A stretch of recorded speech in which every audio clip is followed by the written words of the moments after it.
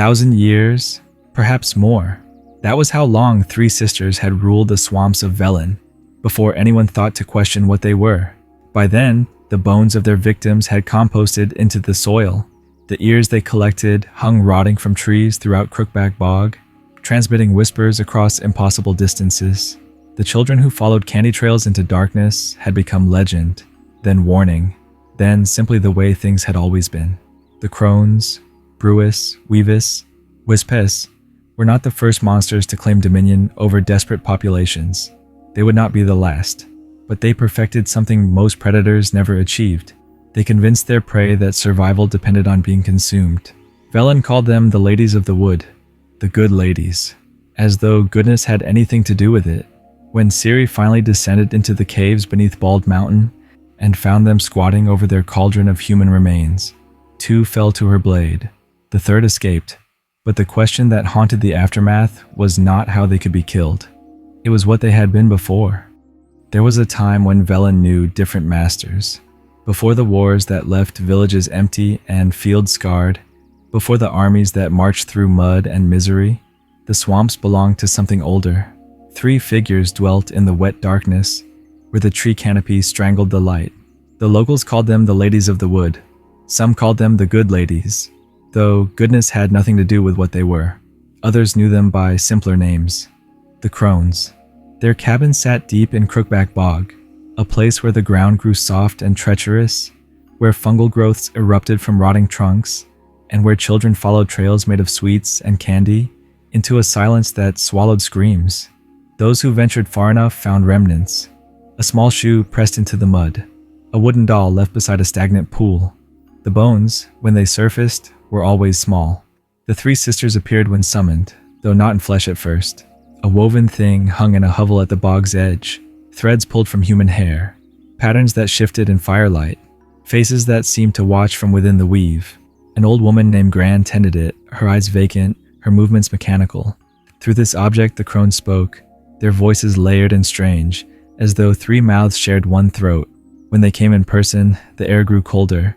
Brewess stood tallest among them, her bulk suggesting strength beneath the sagging flesh, her face a grotesque map of excess and appetite. She had accumulated extensive knowledge of human soup recipes, each one perfected over centuries of practice. Her cauldron bubbled with ingredients better left unexamined, human fat rendered into oil, organs harvested from previous victims, herbs that grew only in places where death had soaked the ground. The recipes she used came from knowledge accumulated across centuries, each generation of victims contributing to her understanding of how human flesh broke down and reconstituted, which parts provided the most sustenance, which preparations maximized the absorption of youth and vitality.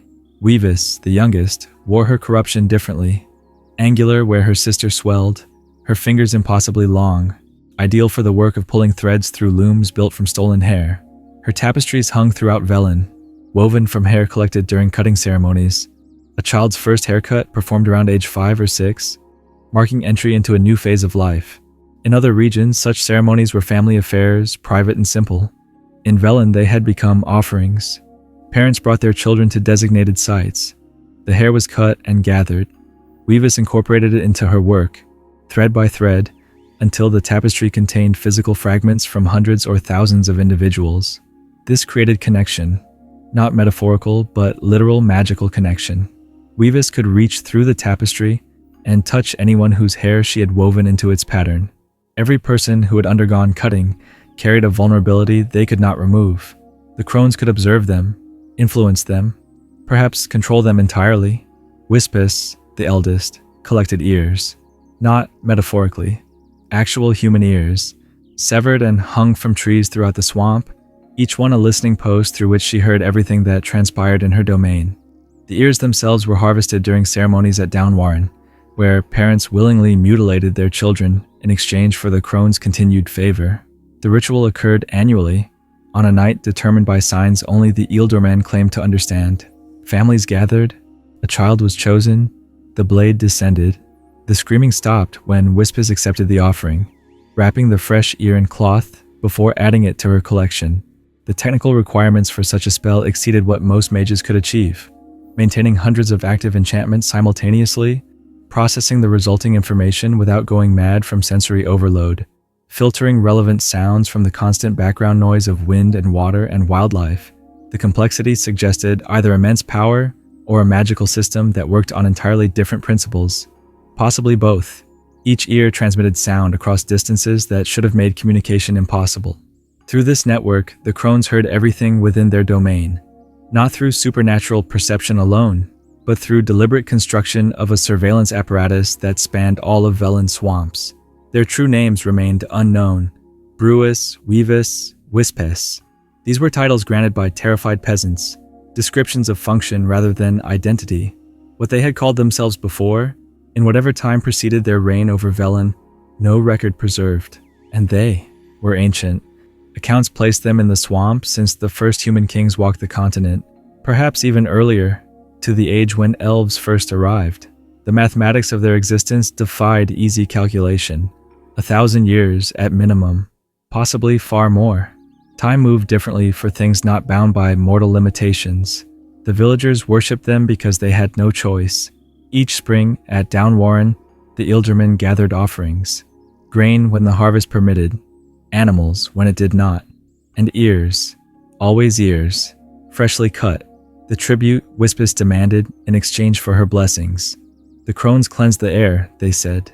The Crones provided seeds that would grow in poisoned soil. The Crones allowed Downwarren to survive when so many other settlements withered into mass graves. The price seemed reasonable in that calculus.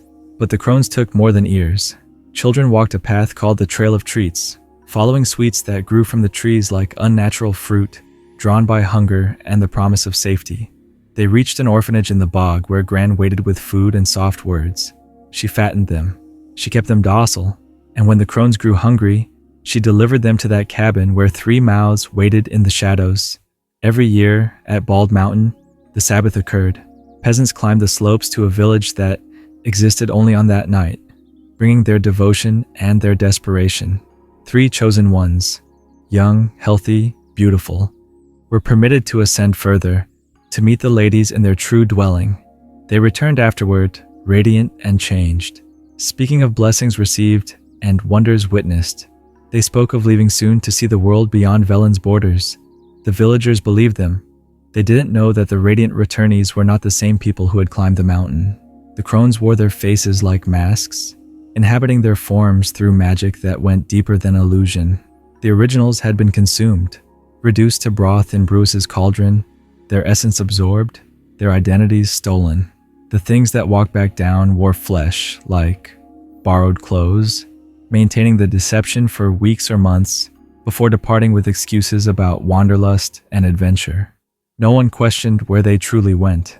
The Sabbath itself revealed the Crones in their other aspect, not the withered horrors that haunted the bog, but women, young, beautiful, intoxicating. Magic elixirs granted them this transformation, potions brewed from Brewess's cauldron using methods and ingredients known only to her. These elixirs kept them from aging, and granted them supernatural strength and vitality. Whether the cannibalism itself sustained their longevity, or whether the elixirs alone provided immortality, remained unclear, but the pattern suggested connection. Each Sabbath brought new victims. Each feast preceded their transformed appearances. The timing implied purpose beyond simple hunger. The Crones needed to eat people the way humans needed to eat food, except the nutrients they extracted were less physical than metaphysical. They consumed time itself, stolen from those who had not yet lived their full spans. After the feast, the transformation went beyond simple shape-shifting. The Crones could take the complete form of someone they had devoured, mimicking appearance, voice, mannerisms, even memories well enough to fool close acquaintances. They wore these stolen identities back to the villages, speaking of their wonderful experiences, thanking the ladies for their generosity, announcing plans to see the world before settling down. Then they departed, maintaining the charade for weeks or months, before finally abandoning the persona and returning to their true forms. This served multiple purposes. It reinforced the narrative that the Crones rewarded their faithful. It provided the sisters with opportunities to move through communities undetected, gathering information and identifying future victims. And it prevented questions. If the chosen ones never returned, eventually someone might investigate. But if they returned, changed, and happy before leaving on their own terms, no investigation occurred. The deception was perfect because it began from a foundation of willing belief. The villagers wanted to trust the ladies. They needed to believe that their sacrifices meant something, that the ears and the hair and the children sent along the trail of treats were not simply being consumed by parasites, but were participating in a larger protective relationship. The Crones understood this hunger for meaning and fed it carefully, giving their victims just enough hope to prevent rebellion. Beneath Bald Mountain, in caves that smelled of old blood and older magic, they prepared their feast. Their power functioned differently than the magic practiced by sorcerers and sorceresses. Mages drew on chaos, the raw force that had flooded the world during the conjunction of the spheres, shaping it through will and training into effects that bent reality. The Crones' magic came from elsewhere, from water and earth, from the land itself. They were bound to Velen in ways that went beyond geography. The swamp sustained them. Its waters fed their strength. Its soil anchored their existence. This binding granted capabilities that mages could not replicate. They predicted the future, though whether this came from genuine prophecy or simply from hearing every secret whispered in Velen's shadows remained unclear. They twisted the threads of human lives, a metaphor made literal in Weavess's work, pulling and cutting and knotting until fate itself seemed to bend toward their designs. They could not be killed by ordinary means. When Geralt of Rivia encountered them during his search for Ciri, he learned this through careful observation rather than direct conflict. Silver worked against many monsters, but the Crones were not simply monsters. They existed in a category that defied the classifications witchers used to organize the world into manageable threats. Relic oil might slow them, signs might provide momentary advantage, but truly ending them required something beyond the tools that worked on Leshen or fiends. It required Ciri. During the confrontation at Bald Mountain, as Eridan's General Imlerith attended the Sabbath as an honored guest, Ciri descended into the caves beneath the mountain and found the Crones in their feast hall. They had shed their beautiful disguises, revealing the truth beneath. 3 ancient horrors squatting over a cauldron, brewing human remains into sustenance. The battle that followed pushed Ciri to her limits. 2 of them fell to her blade. Brewess and Whispess died screaming, their immortality proven finite after all. Weavess escaped, transforming into a flock of ravens, snatching Vesemir's medallion from Ciri's throat as a final insult before fleeing. But the question that haunted scholars and monster hunters afterward was not how the Crones could be killed, but what they had been before they became the monsters that ruled Crookback Bog. Every creature had an origin. Every power came from somewhere. The Crones' magic, their longevity, their nature, all of it pointed toward a history that predated their current existence. The answers, such as they existed, came from a book. She Who Knows could be found in various locations throughout the northern kingdoms, sometimes in royal libraries, sometimes in abandoned huts, sometimes in the hands of peasants who treasured it as religious text rather than historical document. It told a story. Whether that story constituted truth remained subject to interpretation. According to the book, there had been 4 entities in Velen's swamps, not 3. The Mother, She Who Knows, the Lady of the Wood. 3 names for one being, a creature or woman or goddess, who arrived in Velen from distant lands, driven by circumstances the text did not elaborate upon. She found the swamps empty save for primitive tribes, and she suffered from loneliness, a curious detail for something powerful enough to rule an entire region. To remedy this isolation, she created 3 daughters, not through conventional birth. The book specified the materials, dirt and water, the fundamental elements of the swamp itself. Whether this represented literal truth or metaphorical description of some stranger process, the text did not clarify. The daughters emerged from the bog, formed and conscious, bound to their mother and to the land. For a time the arrangement functioned. The mother governed Velen as its sole sovereign. Her daughters served as intermediaries, carrying requests from the scattered tribes to their creator, speaking her will to those who came seeking favor or protection. Each spring, when the world renewed itself, the people brought sacrifices, grain, animals, men. Not as cruelty, the text insisted, but as partnership. The mother kept them safe. The mother ensured good harvests. The mother maintained the delicate balance between civilization and the wild things that prowled beyond the firelight. Then the mother went mad. The book described the descent in vague terms that suggested either ignorance or deliberate obscurity. Her behavior grew erratic. Her judgments became arbitrary. The beasts of the forest, which she had previously controlled, began attacking her own worshippers. Men abandoned their homes and stumbled into the bog to die, compelled by something the text attributed to the mother's unraveling mind. Velen started drowning in blood. The daughters faced an impossible choice. They could watch their land destroyed by the madness of their creator, or they could act against the being who had given them existence. The text portrayed this as tragedy, rather than betrayal. 3 children forced to kill their mother to save the people she had once protected. When spring came again, bringing the night of sacrifices, they struck. The details of the mother's death varied depending on which version of She Who Knows one read, but the essentials remained consistent. The daughters killed her during the ritual, when she was weakest or most distracted. They buried her body in the bog. Her blood watered the oak tree atop Ard Serban, Bald Mountain, and from that nourishment the tree bore fruit that sustained the people of Velen. But the mother's soul refused to leave. Immortal or simply too stubborn to accept death, her essence clung to the land she had ruled. The daughters could not destroy it entirely, so they imprisoned it instead, binding the spirit beneath the whispering hillock, trapping it inside a tree where it would thrash and rage in powerless fury for centuries to come. This was the story the Crones worshippers believed. This was the narrative that justified their rule, a tale of daughters who had saved Velen from chaos, who had made the hard choice, who deserved gratitude rather than fear. The book presented them as harsh but just, as necessary evils in a world where pure good could not survive.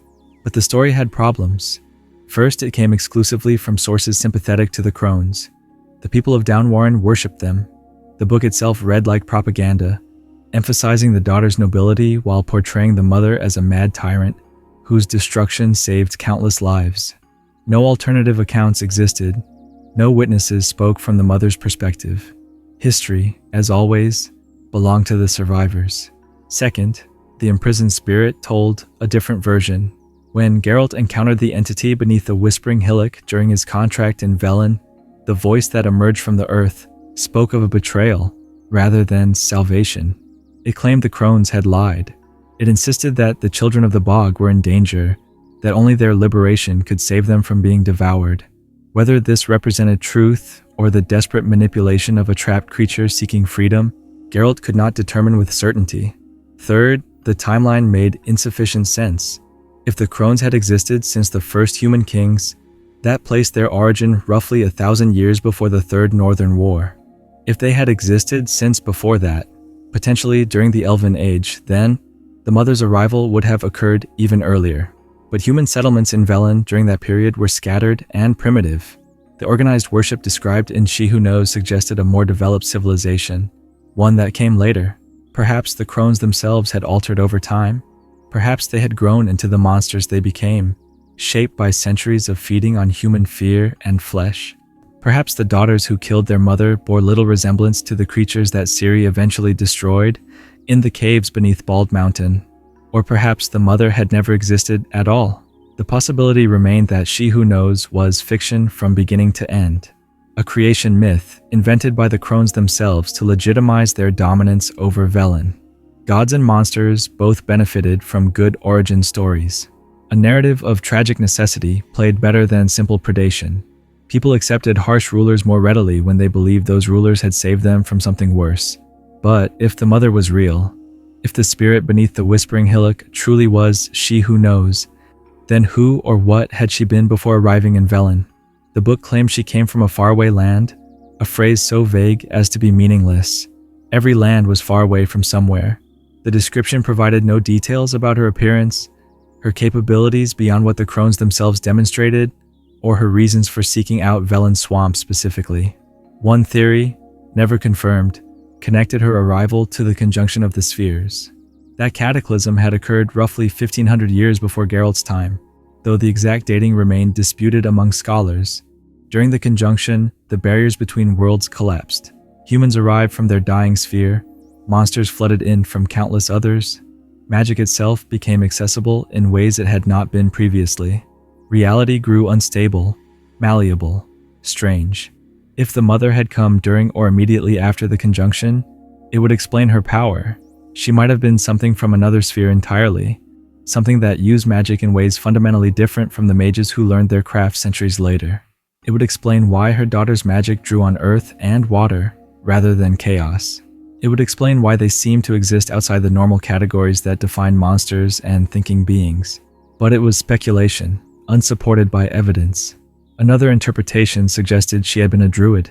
The spirit in the tree was described as having been a druidess who safeguarded the Velen grove. This could indicate many things: elven ancestry, transformation, through magic, or something else entirely. Druids practiced nature magic, maintaining deep connections to specific lands and ecosystems. A druidess powerful enough to rule Velen and create 3 daughters from its essence would fit certain facts while leaving others unexplained. Yet druids typically worked within existing natural orders, rather than establishing dominion through fear and sacrifice. The mother's rule, as described in She Who Knows, involved regular offerings of men and animals, a practice more aligned with ancient god worship than with druidic tradition. A third possibility, darker and more disturbing, suggested the mother and daughters were all the same kind of creature. Ancient predators that had discovered cooperation increased their efficiency in harvesting human victims. The creation story might be literal in unexpected ways. Perhaps the mother had deliberately crafted the 3 Crones, molding them from swamp matter as one might fashion golems, creating subordinates that eventually grew powerful enough to overthrow their maker. This would make the entire narrative, the loving mother, the lonely exile, the tragic descent into madness, a constructed fiction designed to obscure the truth that all 4 entities were monsters from the beginning, and the only change that occurred was a shift in which monster held power. None of these theories could be proven. The Crones themselves would not answer questions about their origins, speaking only in riddles and threats when pressed.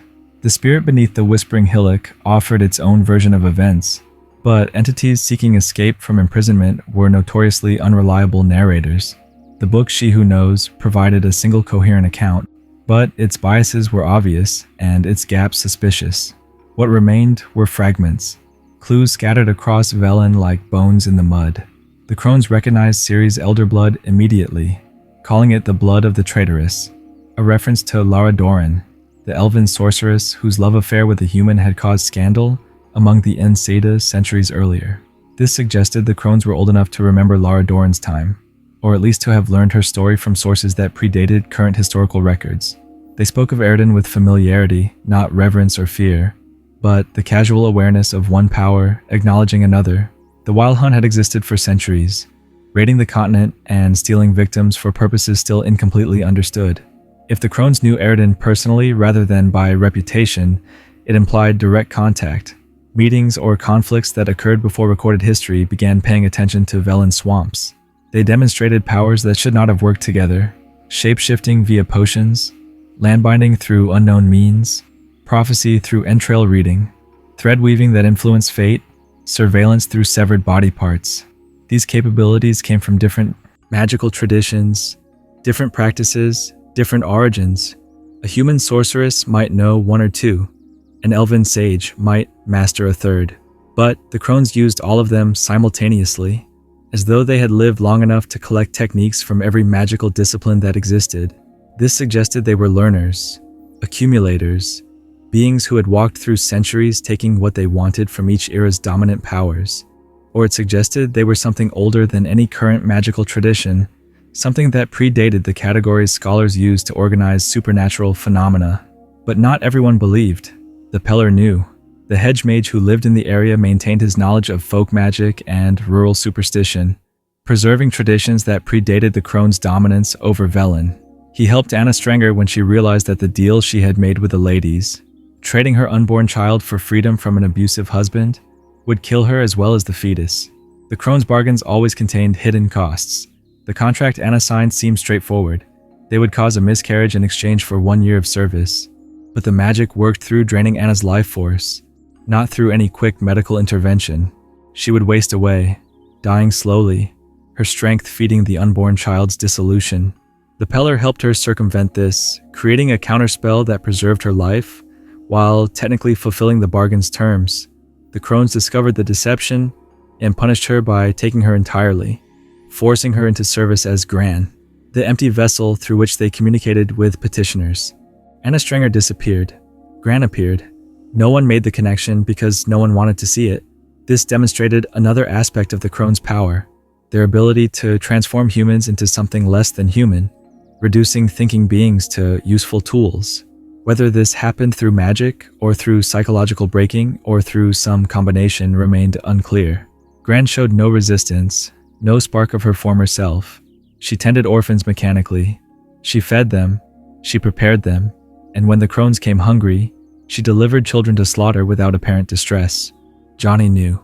The godling who lived in the swamps had witnessed the pattern countless times, understood what happened to the children, but lacked the power to intervene directly.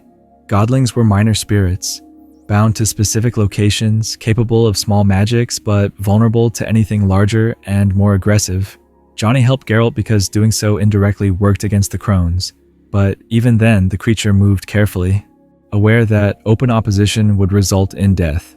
The trail of treats, the orphanage, the Sabbath, the tapestry, the ears, all of it fit together into a comprehensive system of control that operated on multiple levels simultaneously. Physical sustenance through cannibalism, magical power through landbinding, information gathering through surveillance, population management through fear and false hope. The Crones had refined predation into an art form, creating structures that made their victims complicit in their own consumption, and they had practiced this for centuries. The longevity itself demanded explanation. Humans aged. Elves aged more slowly, but still aged. Even monsters had typical lifespans. For the Crones to have persisted since before the first human kings implied either that they were not mortal in any conventional sense, or that their cannibalistic practices provided more than simple nutrition. But if the elixirs came from Brewess's work, what had sustained the Crones before she perfected her recipes? The answer might lie in the land binding itself. If they drew power from Velen swamps, from earth and water that had existed long before human settlement, then their connection to that place might have provided basic immortality without requiring active cannibalism. The feasting could have developed later, once they discovered that consuming youth allowed not just survival, but transformation, not just existence, but the ability to move among their victims wearing stolen faces. Or perhaps they had always been predators, and the land binding was secondary, a technique learned or developed to enhance capabilities that already existed. The uncertainty reflected a larger problem with understanding the Crones. Every piece of information about them came filtered through propaganda, through fear, through the distortions that accumulated over centuries of isolated development. Velen had been relatively isolated from the broader continent for much of its history. Wars passed through occasionally, merchants came and went, but sustained outside attention was rare. This allowed the Crones to establish their dominion without interference from entities that might have posed actual threats. Witchers, powerful mages, organized religious authorities. By the time the Third Northern War brought external forces into Velen, the Crones' position was so entrenched that challenging them would have required resources no one was willing to commit. The local population supported them, or at least feared opposing them. The swamps themselves made military intervention difficult, and the Crones had maintained enough diplomatic contact with external powers, allowing passage through their territory, not openly attacking armies, that destroying them appeared more costly than simply acknowledging their existence. Even Eredin treated them as peers rather than subjects. The general of the Wild Hunt attended their Sabbath not as conqueror, but as guest, suggesting recognition of power sufficient to matter even to beings from another sphere. What the Crones offered in exchange for this courtesy remained undocumented, but the relationship implied negotiations, agreements, mutual respect between entities that operated outside normal political structures. This suggested the Crones were dangerous even to the Wild Hunt. Not individually.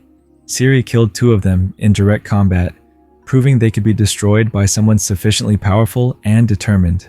But the combination of their land binding, their knowledge, their centuries of accumulated secrets, and their willingness to bargain made them valuable as allies, and potentially catastrophic as enemies. Better to maintain cordial relations and occasionally coordinate when interests aligned. The Wild Hunt wanted Ciri. The Crones had encountered her during her desperate flight through Velen, had tended her wounds, had recognized the elder blood running through her veins. They agreed to hold her until Imlerith could arrive to collect her. The agreement benefited both parties. The hunt got Ciri, the Crones got favor from beings powerful enough to ride between worlds. Ciri escaped before the transfer occurred, burning Brewess in the process, establishing the enmity that would eventually lead to the confrontation at Bald Mountain. But the willingness to make such bargains revealed something about the Crones' priorities. They were not mindless monsters acting on pure instinct.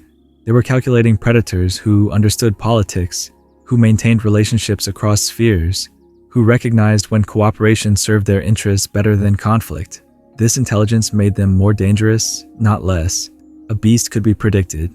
A thinking enemy could adapt, scheme, plan.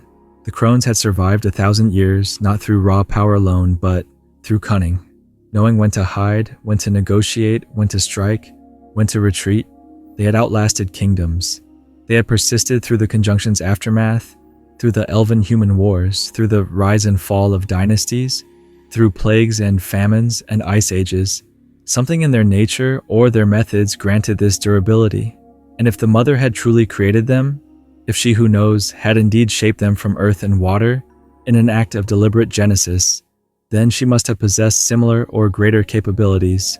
A being powerful enough to make the Crones would have been powerful enough to reshape Velen entirely, to establish dominion that nothing could challenge, to survive and rule for eternity, unless her daughters learned well enough to surpass her. Yet the question remained, where had these three horrors truly come from, and what myths shaped their making? The Crones did not emerge from nowhere. No creature, no matter how strange or powerful, manifests without precedent. And when the developers at CD Projekt Red designed these three horrors for The Witcher 3, they drew from wells far deeper than a single fantasy universe. They drew from the collective nightmares of human culture. Baba Yaga stalked through Slavic folklore long before video games existed. The witch, sometimes one, sometimes three sisters bearing the same name, lived in a hut that stood on chicken legs in the deep forest. She flew in a mortar, using a pestle to propel herself, sweeping away her tracks with a broom. Travelers who encountered her might receive help or become dinner, depending on factors that seemed arbitrary to everyone except Baba Yaga herself. The parallels were unmistakable. The isolation in dark woods, the cannibalistic hunger, especially for children, the ambiguous relationship with those who sought her aid.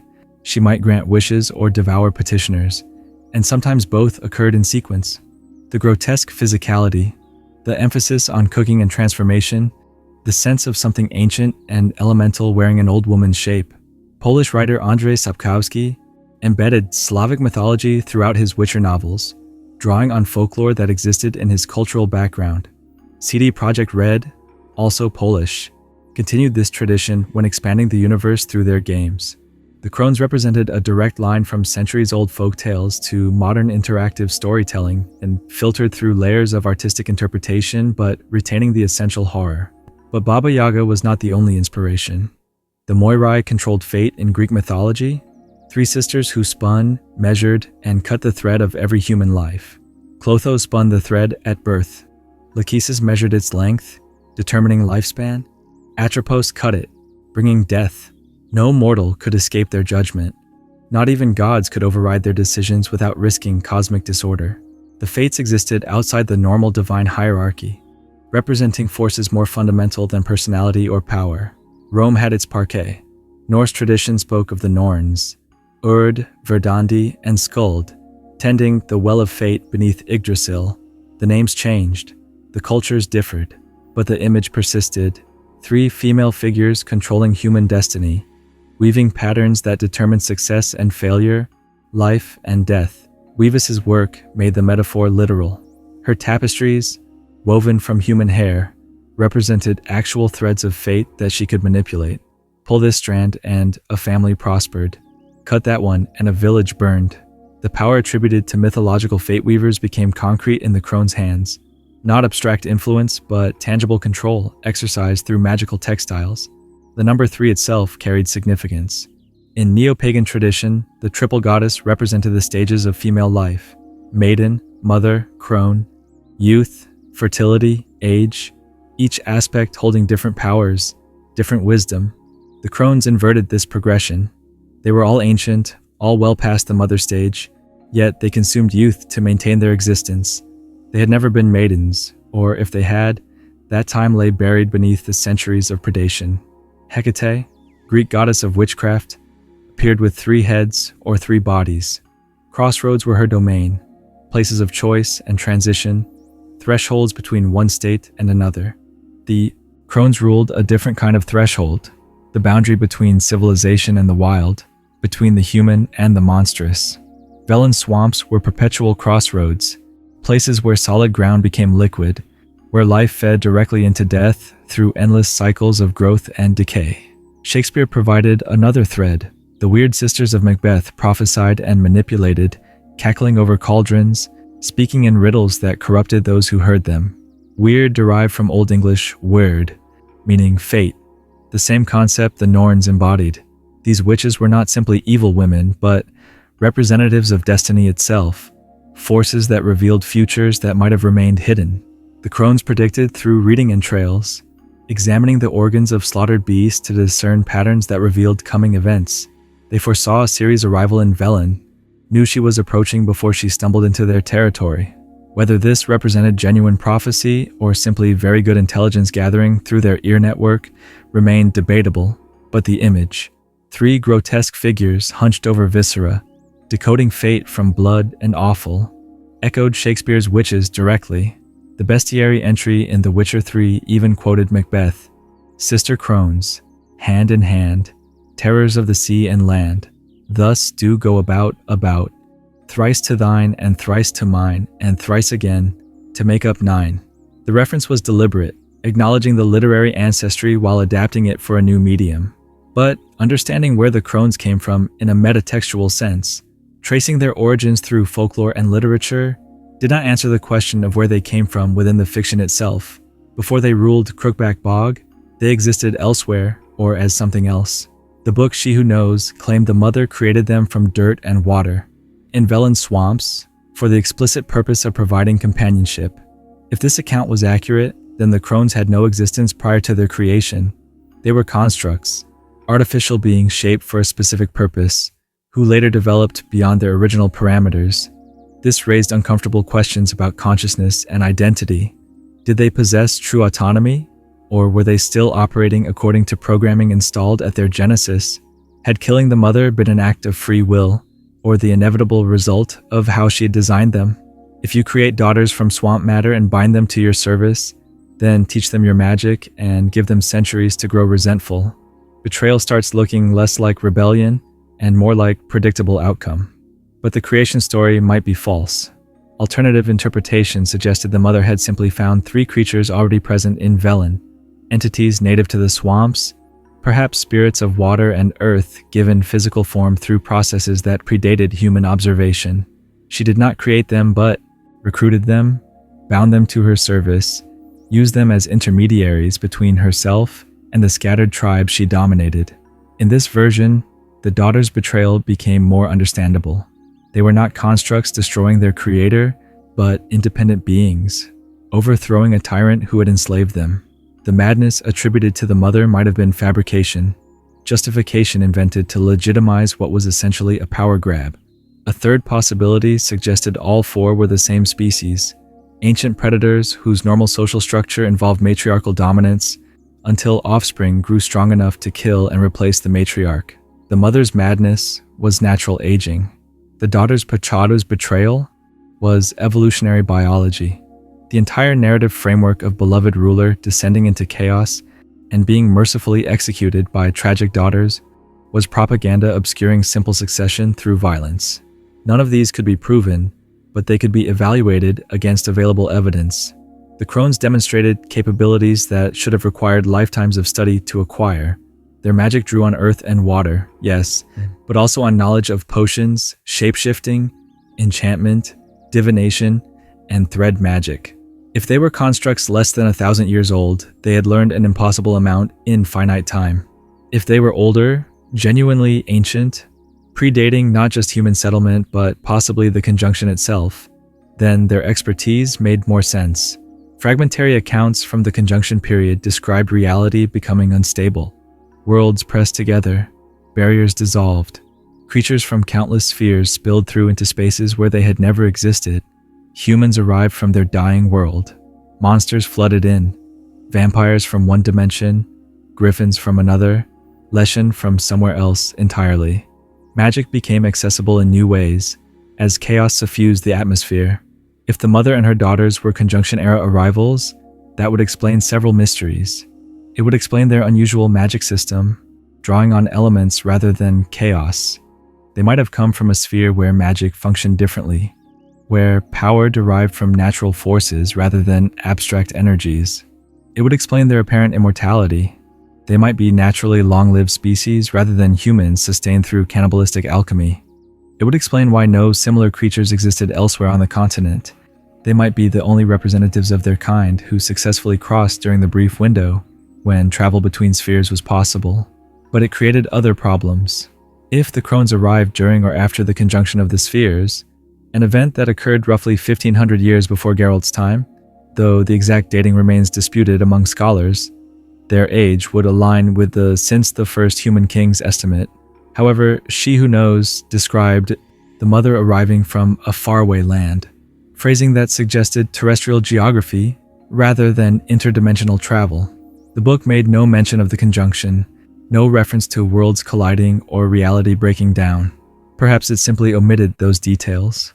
Oral traditions frequently simplified complex events. A journey from another sphere might be remembered as coming from faraway land, by descendants who no longer understood the cosmology involved. Or perhaps the mother arrived earlier, before the conjunction, during the age when elves still controlled most of the continent.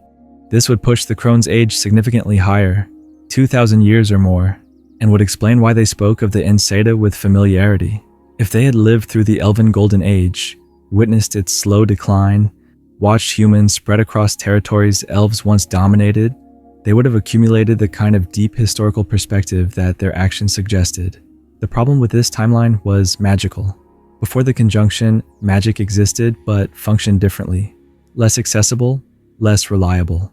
The transformation the conjunction brought made sorcery possible in its current form. If the Mother and Crones predated that transformation, their magic should work on pre-conjunction principles, which nobody understood anymore because all current magical practice had developed post-conjunction. Unless their land-based magic was pre-conjunction magic, preserved through their isolation in Velen swamps, while the rest of the world adapted to chaos-based casting, that would make them incredibly valuable to magical researchers, living representatives of ancient practices, techniques developed before the dominant paradigm shifted, knowledge that could not be recovered any other way, except nobody could research them safely because they were cannibalistic monsters who ate investigators. Another angle suggested the mother had been a druid, or something druid adjacent. The spirit in the tree was described as having been a druidess who safeguarded the Velen grove before the Crones killed her and imprisoned her spirit. This could indicate many things: elven ancestry, transformation through magic, or something else entirely. Druids practiced nature magic, maintaining deep connections to specific lands and ecosystems.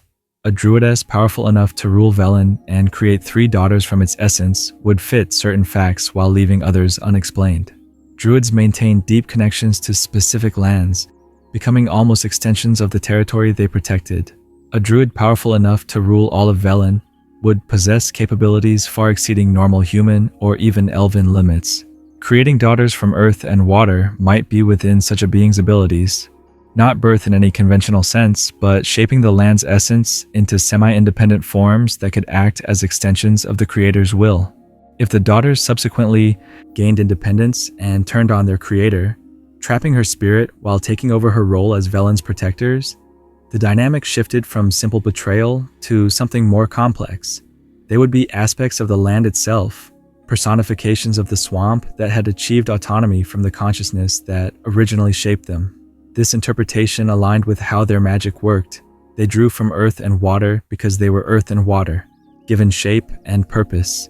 They could not leave Velen because Velen was their substance. They lived seemingly forever because the swamp itself was ancient and they embodied its continuity. But it made their cannibalism stranger. If they were nature spirits, why consume humans specifically? Natural predators killed and ate because they required nutrition. The Crones' predation seemed more targeted, more deliberate, One interpretation suggests they required something humans possessed that animals and plants could not provide: youth, vitality, perhaps something less tangible. The pattern of consuming specifically young, healthy victims suggested they sought more than mere sustenance. Whether this represented absorption of life force, collection of unused potential, or simple preference for tender flesh could not be determined from available evidence. But the selectivity implied purpose beyond random hunger. If they were indeed created to serve as the mother's intermediaries with human populations, their predation might have begun differently, perhaps as legitimate ritual consumption, transforming sacrifice into power that benefited the land. Based on the contrast between the mother's described reign and the Crones' observed behavior, the relationship appears to have become purely extractive over time. Whether this change occurred gradually or immediately after the mother's imprisonment, the result was clear. The Crones consumed without providing equivalent return, sustaining themselves while Velen declined around them. The swamps had not always been so poisonous. She Who Knows described a time when the mother's rule brought prosperity, when crops grew and children thrived.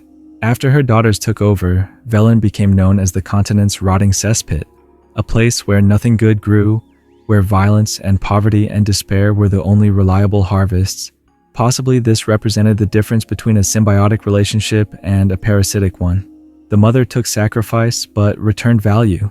The Crones took sacrifice and returned only enough to keep their victims alive for further exploitation. Or possibly Velen's decline had nothing to do with the Crones, and everything to do with larger political and ecological factors. War damaged land, trade routes shifted, climate changed. Attributing Velen's misery entirely to the Crones' rule might be giving them too much credit.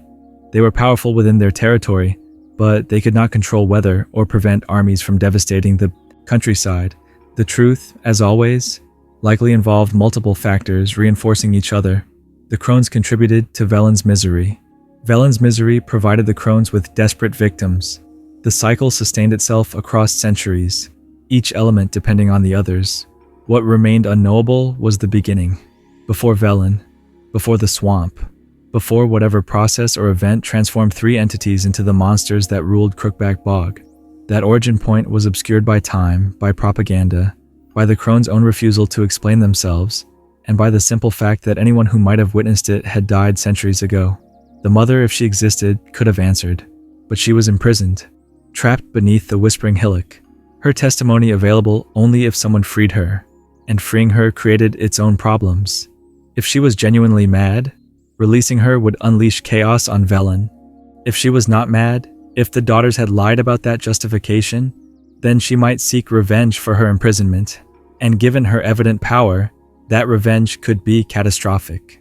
Geralt faced this choice during his time in Velen: kill the spirit and trust the Crones' version of events, free the spirit and trust its promises to save the orphans. Either way, he operated on incomplete information, choosing between evils without knowing which was lesser. This was the Crones' greatest achievement. They had constructed a situation where verifying the truth required risks nobody rational would take. Free the mother, and maybe save some children, or maybe unleash devastation. Oppose the Crones directly, and maybe protect the innocent, or maybe remove the only force keeping Velen from complete collapse into monster-infested wilderness. The uncertainty itself was a weapon, more effective than any spell. Every account of the Crones came filtered through bias. The book She Who Knows portrayed them as tragic heroes who saved Velen from their mad mother. The spirit beneath the whispering hillock insisted they were liars and murderers. The peasants of Downwarn worshipped them as harsh but necessary goddesses. The orphans they consumed could not testify. Geralt observed their actions but arrived centuries too late to witness their origins. Truth was not simply obscured. It was contested, weaponized, shaped into competing narratives that served different purposes for different parties. What could be established without depending on contested accounts was limited but significant. The Crones existed. They consumed humans, especially children. Their magic differed from standard chaos-based sorcery. They had existed for an extremely long time. Something was imprisoned beneath the whispering hillock. Everything beyond these facts was interpretation, theory, or propaganda. The Crones might have been created by the mother, or they might have existed independently and been bound to her service, or they might have been the same type of being as the mother, with the whole creation story being fabrication. The mother might have been mad, or she might have been sane and framed as mad by daughters seeking power, or madness itself might have been metaphor for something the text could not articulate clearly. And none of these uncertainties prevented the Crones from functioning as effective rulers of their domain. They did not need clear origin stories to maintain their power. They needed the peasants of Velen to remain desperate enough to pay any price for survival. They needed their victims to believe no alternative existed. They needed the cycle to continue, generation after generation feeding the next, until the system became self-sustaining. Geralt's intervention disrupted nothing permanently. Only Ciri's direct assault, killing 2 of them in combat, genuinely damaged their position. And even then, Weavess survived to potentially rebuild. This persistence demonstrated the real source of their strength. Not magic, though that certainly helped. Not longevity, though time granted advantages. But the system itself, the structures of dependence and fear they had cultivated, the belief among Velen's population that the ladies were necessary for survival. As long as that belief persisted, the Crones or something like them would continue to exist. They represented a pattern more than specific individuals. The pattern of exploitation disguised as protection, of predators cultivating their prey, of power maintaining itself through manufactured crisis. We keep you safe from the dangers we ourselves create, therefore you must serve us. The Crones were ancient, they were horrifying, they were powerful beyond mortal ken, but they were also predictable. They fed on children because children were vulnerable. They cultivated worship because devoted victims resisted less effectively than rebellious ones. They maintained the orphanage because systematic predation was more efficient than random hunting. They transformed into beautiful women because beauty disarmed suspicion. They attended the Sabbath because visible participation in community ritual reinforced the illusion of partnership. Every action served self-interest. Every ritual maintained the power structure. Every piece of mythology they encouraged justified their continued rule. This was what made them successful predators. Not strength alone, but adaptability. Not ancient knowledge, but willingness to learn new techniques. Not fixed ideology, but pragmatic focus on survival and continuation. So the 3 sisters continued weaving their threads, cooking their soups, hanging their ears from trees, and ruling Crookback Bog as they had for longer than anyone could reliably document. They were the ladies of the wood, the good ladies, the Crones. They were, in the end, exactly what they appeared to be. Monsters who had learned to wear civilization like a mask, predators sophisticated enough to cultivate their prey, ancient evils that survived not through invincibility but through understanding the fundamental weakness of those they consumed. Desperation made people willing to believe anything that offered hope. The Crones offered just enough hope to keep Velen's population alive and breeding, providing future generations of victims. It was efficient. It was sustainable. It was horror distilled into a system that fed itself, and it worked, right up until someone powerful enough and angry enough kicked in their door and set their carefully constructed world on fire. For those who wish to understand more about how the conjunctions shaped the world the Crones claim to protect, or how witchers learned to face monsters that should not exist, further chronicles wait in the shadows. Share this knowledge with others who seek the truth, even when the truth offers no comfort.